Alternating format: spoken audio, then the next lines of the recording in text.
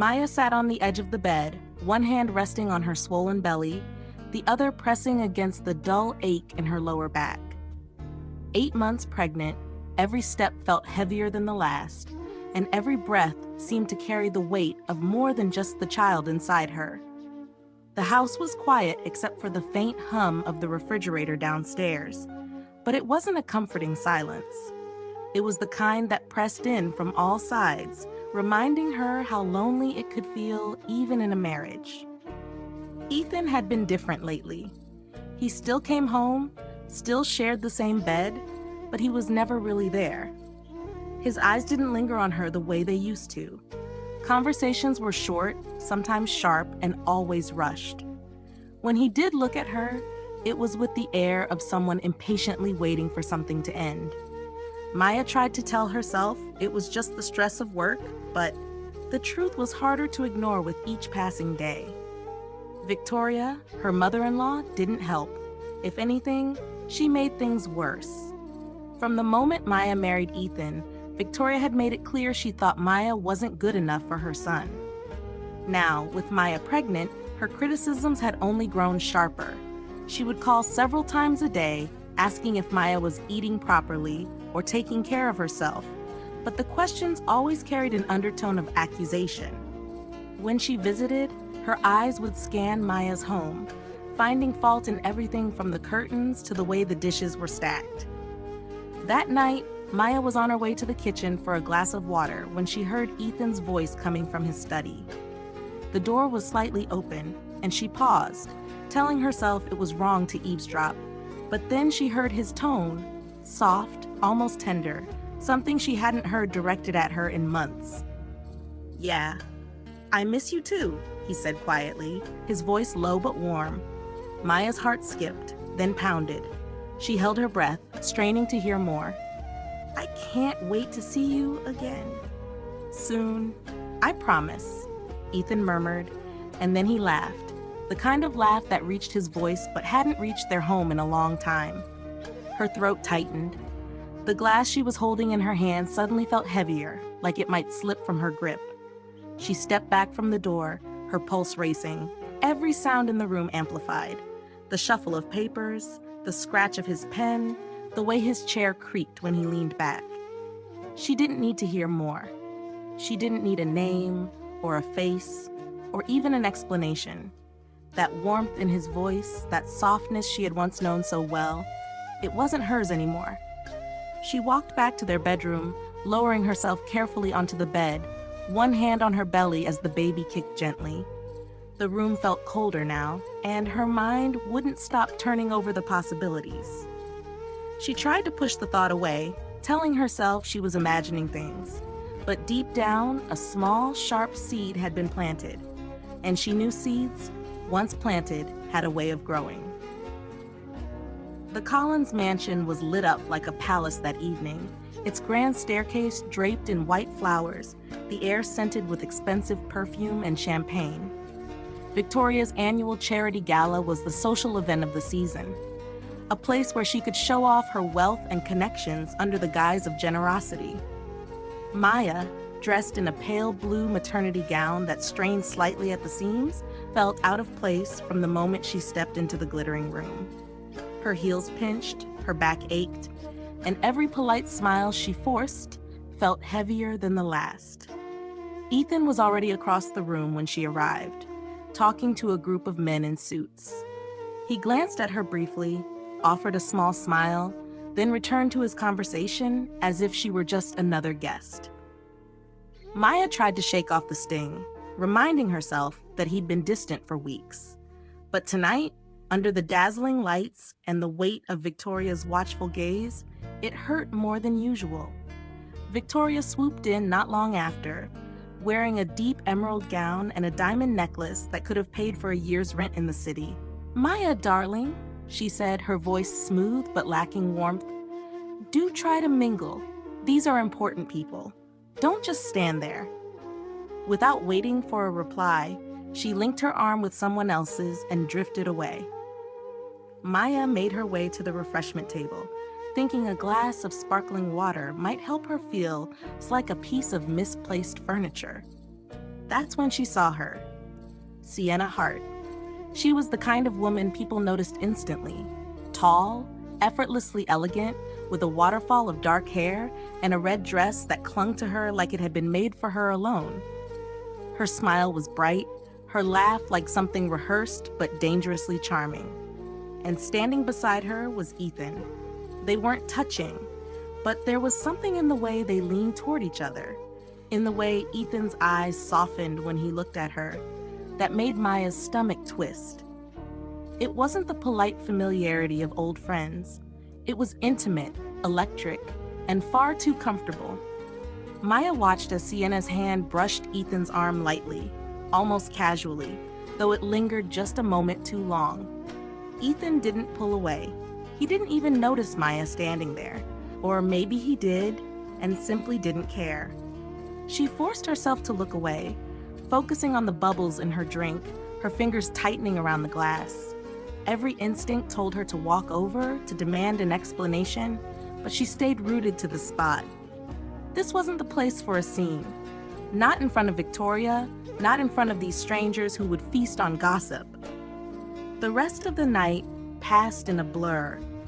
Maya made small talk with people whose names she instantly forgot, her mind replaying the image of Ethan and Sienna over and over, like a cruel loop she couldn't turn off. By the time the event wound down, Ethan was nowhere to be found. She waited for him at home, sitting on the couch with the clock ticking loud in the silence. Midnight came and went. At 1 a.m, her phone lit up with a message from Victoria. "He's working late. Don't bother waiting up." Maya put the phone down slowly, staring into the dimly lit living room. She could still see Sienna's smile, could still hear Ethan's low laugh when they spoke. The seed of suspicion she had felt before was no longer just a seed. It had begun to sprout, curling its way into every corner of her mind, and deep down she knew this was only the beginning. The days after the gala felt colder, as if some invisible wall had been built between Maya and Ethan. He no longer bothered to hide his indifference. When she tried to ask where he had been that night, his answers were clipped and dismissive. If she pressed further, his eyes would harden and his tone would turn sharp. There was no warmth left in his words, only the kind of irritation reserved for an unwanted obligation. One rainy evening, the tension finally snapped. Maya had prepared dinner, hoping it might soften his mood. The smell of roasted chicken and herbs filled the kitchen. But when Ethan walked in, he barely glanced at the table before tossing his jacket over a chair. "You didn't have to cook," he said flatly, opening his phone. "I thought we could have dinner together," Maya replied, trying to keep her voice calm. "I have work to do." She stared at him, feeling the hurt rise in her chest. "You're never here, Ethan. You barely speak to me anymore. If there's someone else..." He looked up sharply, his jaw tightening. "Don't start." The argument spiraled quickly, voices rising above the sound of the rain tapping against the windows.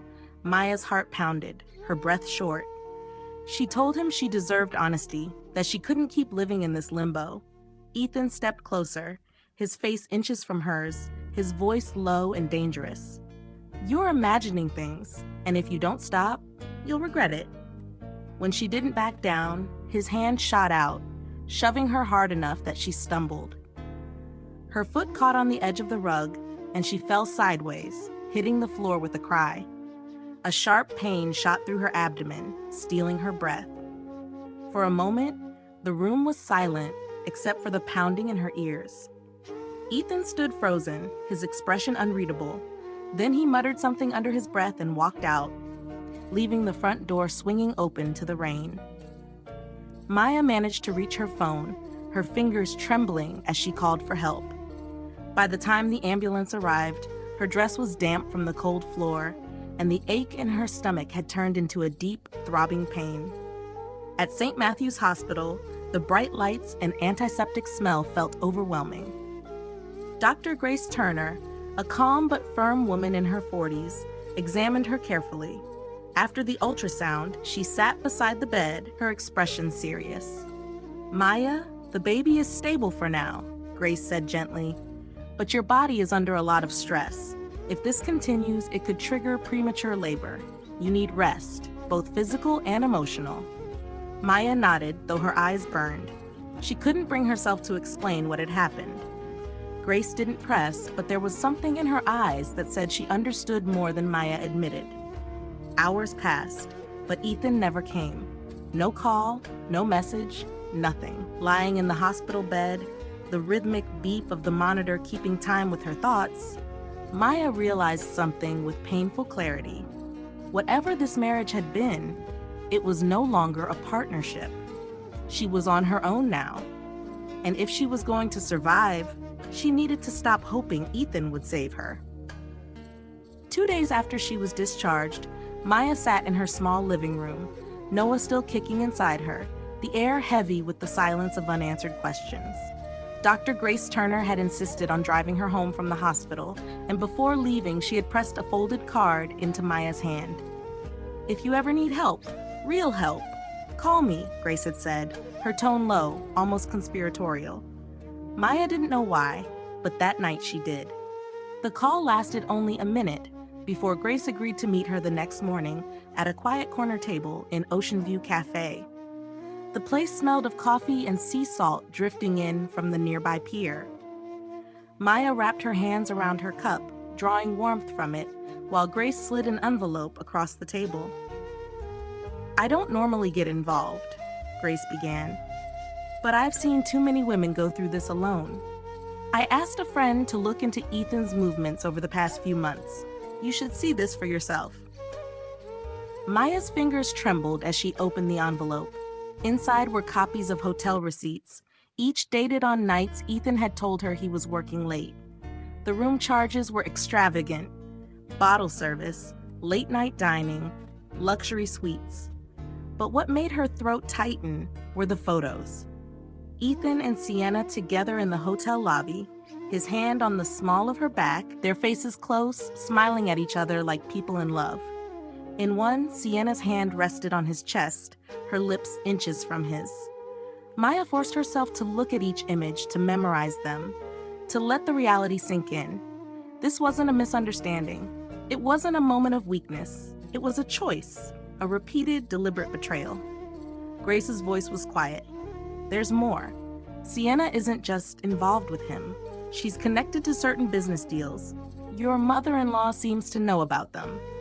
The mention of Victoria made Maya's stomach churn. Later that week, she got her confirmation.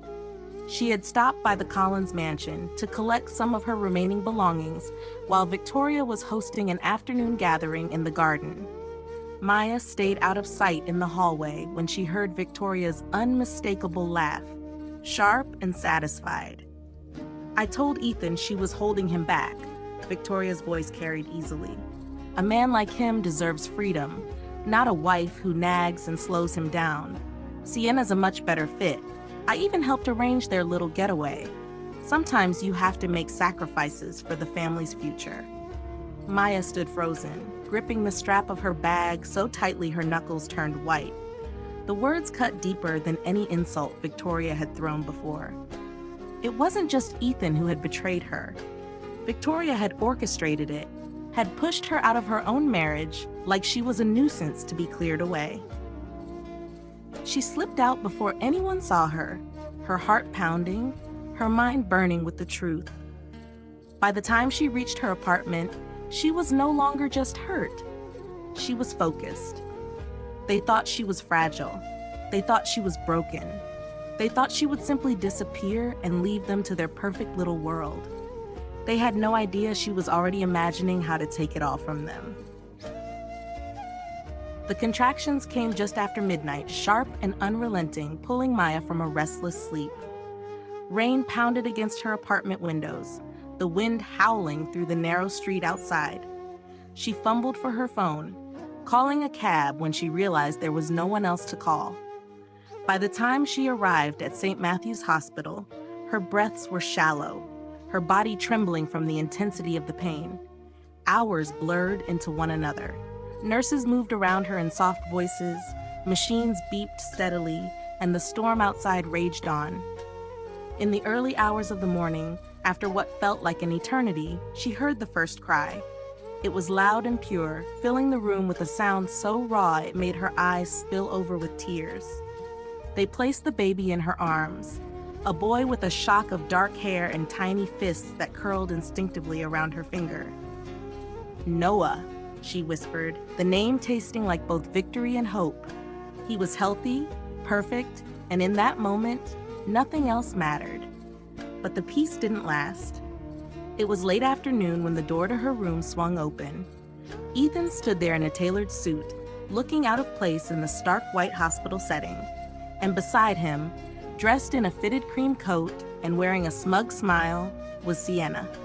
The sight of them together in this room, the place where she had just fought to bring Noah into the world, made Maya's stomach twist.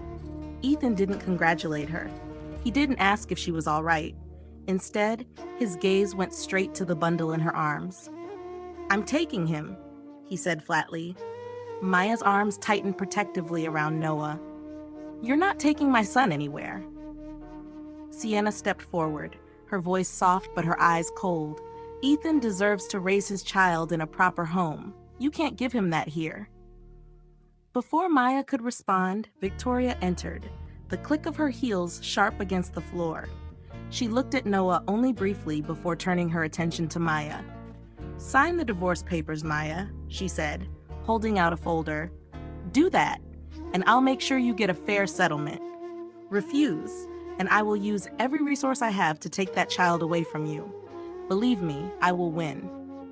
Maya felt the walls closing in, the storm outside echoing the one inside her chest.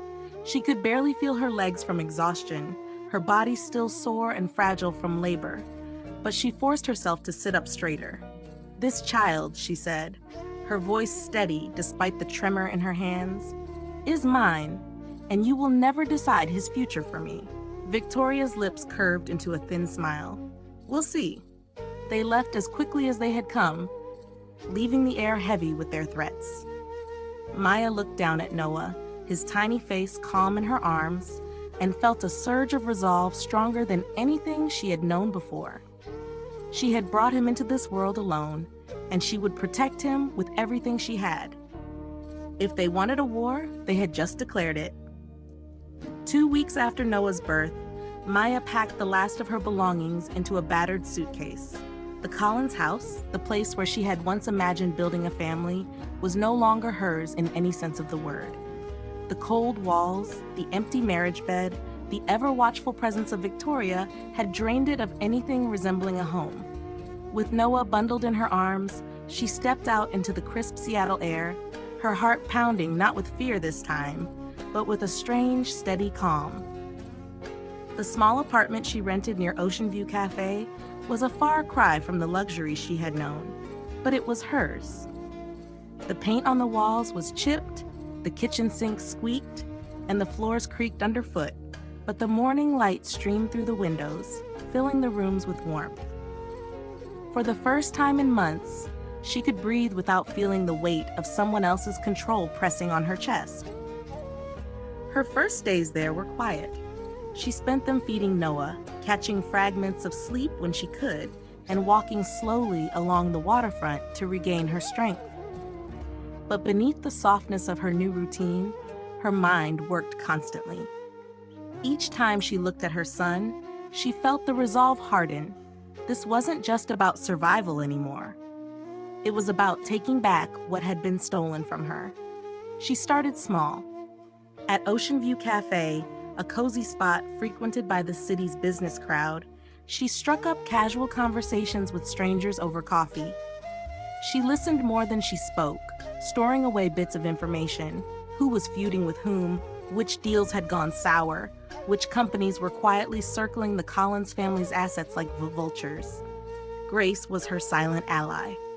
On her off hours from the hospital, she would meet Maya for lunch, bringing folders of public financial records, market reports, and the occasional whisper she picked up from friends in the right places. Victoria had made plenty of enemies over the years, and Maya began to recognize their names. She learned that one of Victoria's most prized real estate projects was on the verge of collapse due to poor planning and unpaid contractors. She discovered that Ethan had taken out risky loans in his own name to cover expenses, loans that were tied to investments Sienna had encouraged, investments already showing signs of trouble. Maya kept her progress hidden. To the outside world, she was just a young mother recovering from childbirth, taking quiet walks with her baby and living a modest life. But behind closed doors, she was building a network, one phone call, one quiet meeting, one carefully phrased email at a time. Late at night, when Noah was asleep and the city outside had gone still, she would sit at the small desk by her bedroom window, pen in hand, mapping out each piece of information she had gathered. The plan was still taking shape, but one thing was certain: she would strike where it hurt most, not just their pride, but their power. The Collins family had left her with nothing but pain. Soon, she would leave them with nothing at all.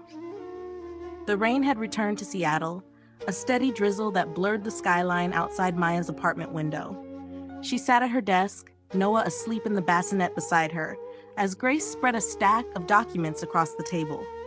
The pages were filled with numbers, property records, and names that at first meant nothing to Maya. But as Grace explained, the picture came into sharp focus. Victoria's real estate portfolio isn't clean, Grace said, tapping her finger against a highlighted section. These properties were bought through shell companies, entities that don't exist beyond paper. The money used to purchase them came from offshore accounts linked to bribery and fraud. If this goes public, her entire fortune could collapse. Maya leaned closer, scanning the addresses. Some of the buildings she recognized from the city's most expensive districts, places Victoria had boasted about owning. The irony was bitter. Victoria had accused her of not being worthy of the Collins name, yet the wealth that upheld that name was rotting from the inside. And Sienna? Grace slid over another folder. Inside were bank statements and transaction records, all pointing to accounts under Sienna's control. She's laundering money through boutique art sales, inflated valuations, fake buyers. It's all here. She's sloppy, too confident. Maya studied the pages, her pulse steady, her mind calculating. This wasn't just gossip or suspicion anymore. These were weapons, hard evidence that could ruin reputations, freeze accounts, and invite legal scrutiny. She started piecing it together in her head. If Victoria's illegal dealings came to light, she'd lose her assets and the investors who backed her.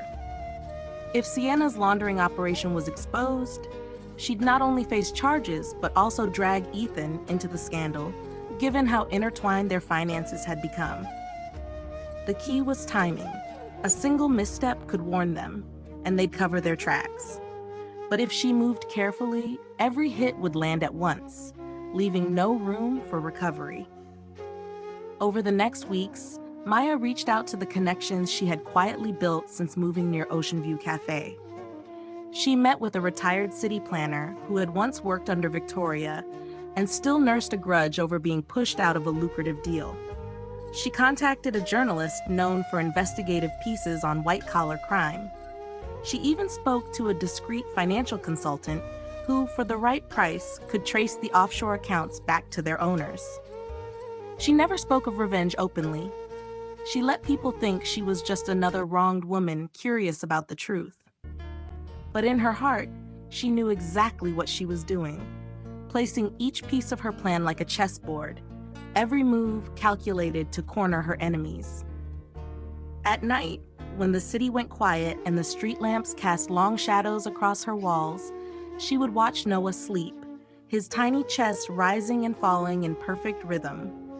He was her reason, her anchor, and her reminder that this wasn't just about settling a score. This was about ensuring that the people who had tried to destroy her family could never harm them again. The storm she was building wouldn't just bruise, it would break. And soon, the first cracks would show. The idea for the gala came to Maya one quiet afternoon as she walked Noah along the waterfront. She had been thinking about how Victoria had always used social events as weapons, places where she could strengthen alliances, flaunt her influence, and humiliate her rivals in front of an audience. If Victoria could play that game, so could she. Only this time, Maya would be the one holding the cards. Within a week, the invitations were sent out. The event would be hosted under her own name, benefiting a children's health initiative she had partnered on with Grace. It was a cause respectable enough to attract philanthropists, business leaders, and the very investors Victoria had been courting for months to save her crumbling empire. The location: a luxury hotel ballroom in the heart of Seattle, dripping with elegance, but far from the Collins' usual territory. She made sure Ethan and Sienna received personal invitations, hand-delivered by a courier. To them, it would look like a naive attempt to extend an olive branch, or perhaps a show of desperation to prove she was still relevant. In truth, Maya wanted them there, seated in the front row when everything came undone. On the night of the gala, the ballroom glowed under chandeliers, the air buzzing with conversation and clinking glasses. Maya arrived in a sleek black gown, her hair pinned back, her posture calm but commanding. She could feel eyes following her as she moved through the crowd, polite smiles and curious whispers trailing behind. Across the room, Ethan and Sienna entered together, perfectly coordinated in their designer attire. Sienna's red dress was as striking as the one she had worn the night they met at Victoria's charity event, and Ethan's arm rested possessively at her waist.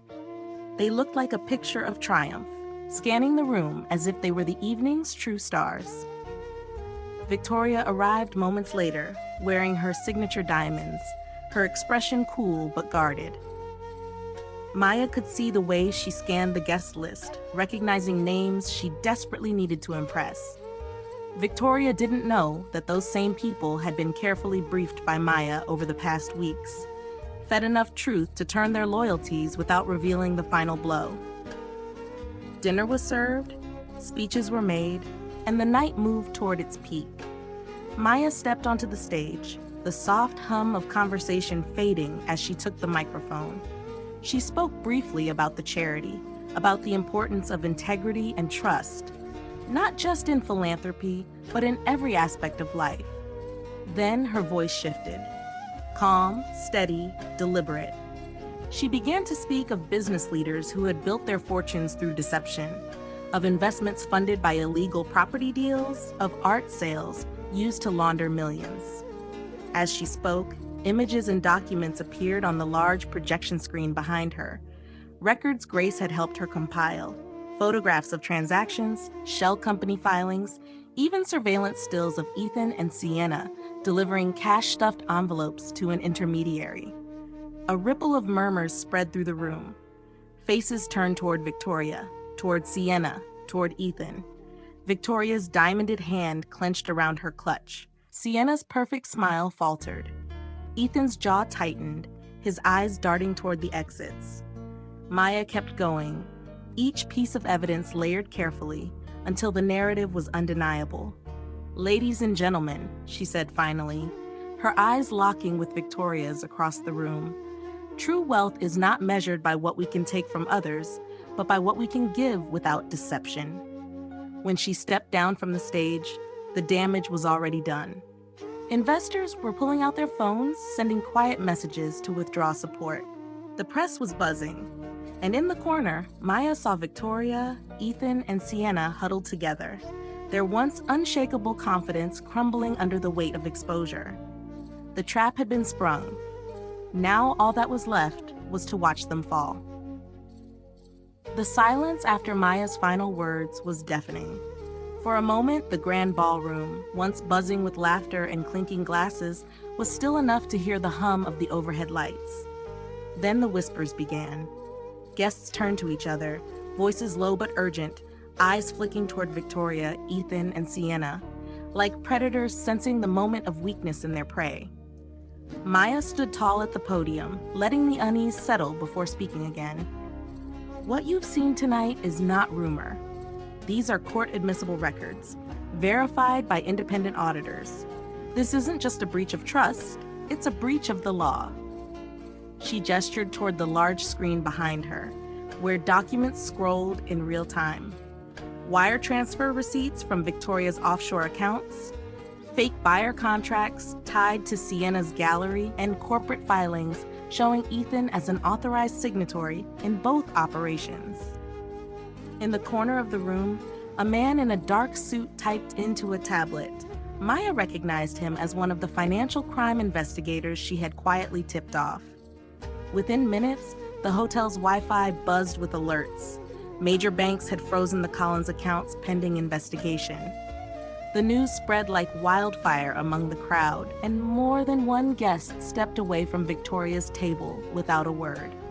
Ethan's face was pale, his eyes darting from Maya to the guests, searching for someone, anyone, still willing to stand beside him. Sienna gripped his arm, whispering frantically, but her composure cracked when her phone lit up with message after message. Maya knew the gallery's accounts would be frozen too. Without her laundering operation, Sienna's glamorous world would crumble. Victoria, however, refused to break in public.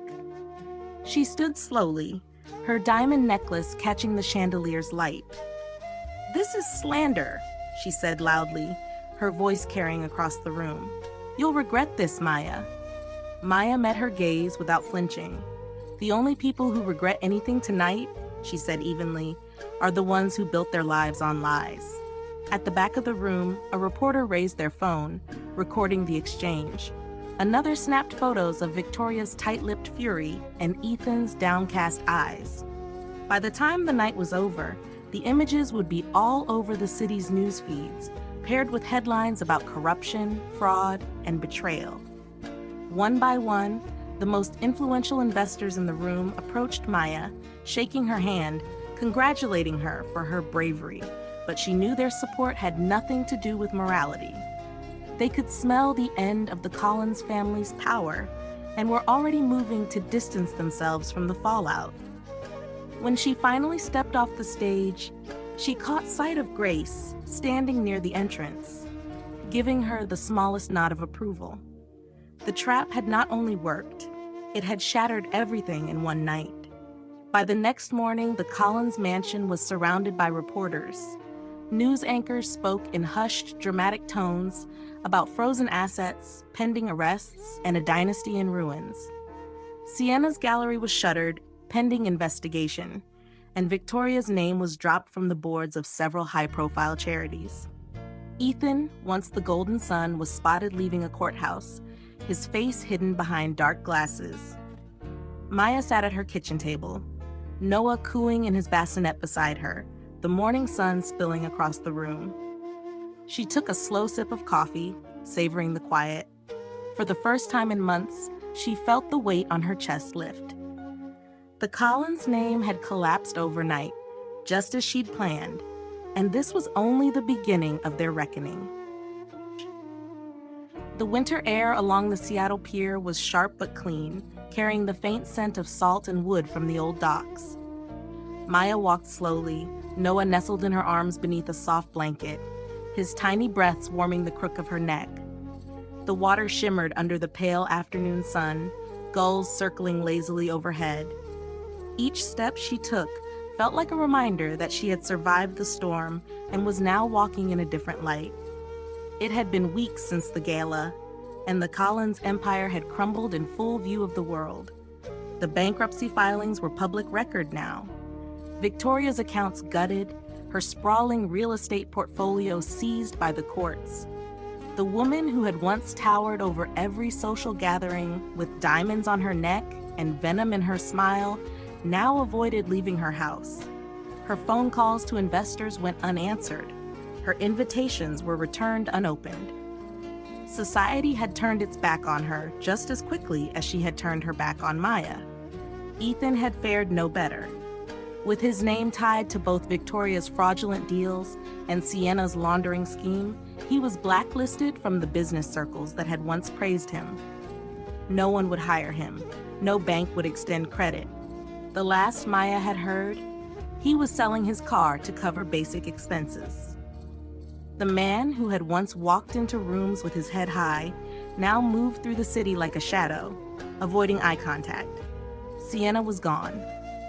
Rumor had it, she'd fled to Europe just days before the arrest warrants were issued. Her gallery was closed, the windows papered over, and the glamorous photographs that once lined her website had been scrubbed from the internet.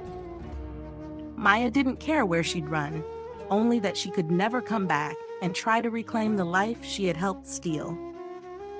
As for Maya, her life was quiet but full. She had accepted a consulting position with a nonprofit dedicated to protecting women from financial and domestic abuse, an offer that came after her story quietly circulated in the right circles. She wasn't interested in fame or sympathy. She wanted purpose. Her apartment, though small, was warm and safe. The sound of Noah's laughter filled it each morning, and the peaceful rhythm of their days felt like the life she had been meant to live all along.